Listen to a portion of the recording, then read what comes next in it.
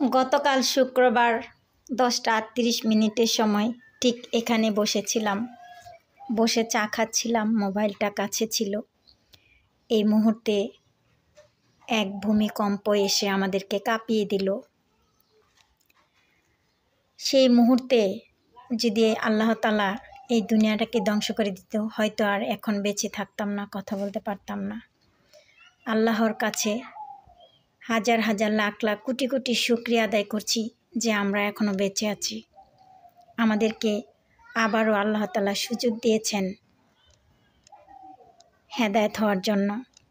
এই যে দেখতে পাচ্ছেন এই গেট এমনভাবে কাঁপতে কাঁপতে একটু কাত হয়ে গিয়েছে। এটা কিন্তু আমাদের শেরপুর জেলা। ঢাকা ভূমিকম্প হওয়ার পরও আমাদের শেরপুরেও এমন জোরে ধাক্কা দিয়েছে। আল্লাহ আমাদের সকলকে হেফাজতে রাখুন, আমিন।